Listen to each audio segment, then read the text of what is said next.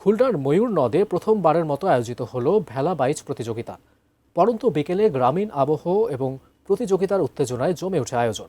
খুলনা বিভাগীয় প্রতিনিধি মোহাম্মদ অসীমের তথ্য ও গাজী দালালের ছবিতে ডেস্ক রিপোর্ট।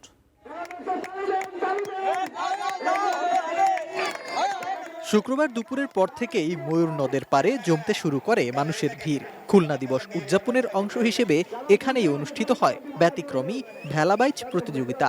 বহুল পরিচিত নৌকা নয়, বাঁশ আর কলাগাছের ভেলায় গতির লড়াইয়ে নামেন প্রতিযোগীরা।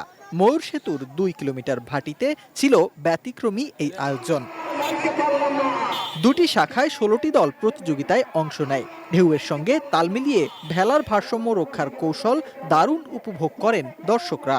ভেলার এই প্রথম দেখলাম, আমার কাছে খুব ভালো লেগেছে। তো আমরা চাই এখন যে পরিবেশটা, এই পরিবেশটা যেন সবসময়ই থাকে।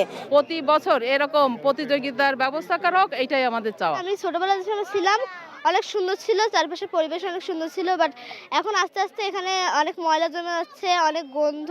শুধু বিনোদনের জন্য নয়, দূষিত ও মৃতপ্রায় ময়ূর নদের নাব্য ফিরিয়ে আনার লক্ষ্যে বৃহত্তর খুলনা উন্নয়ন সংগ্রাম সমন্বয় কমিটি ভেলাবাইচের আয়োজন করে।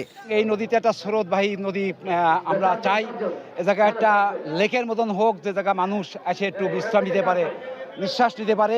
শহরের বুকেও এমন আয়োজন প্রমাণ করে ঐতিহ্য হারিয়ে যায় না, বরং সময়ের সঙ্গে ফিরে আসে নতুন রূপে, মনে করেন বিশিষ্টজনেরা।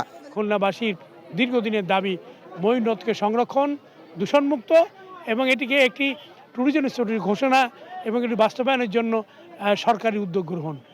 আমরা আজকের এই ব্যক্তিগত আয়োজনের মধ্যে দিয়ে খুলনাবাসীর সেই দাবিকেই খুলনা উন্নয়ন সংগ্রাম কমিটি সামনে নিয়ে এসছে। Sifat Mahmud, desk report, ATN news.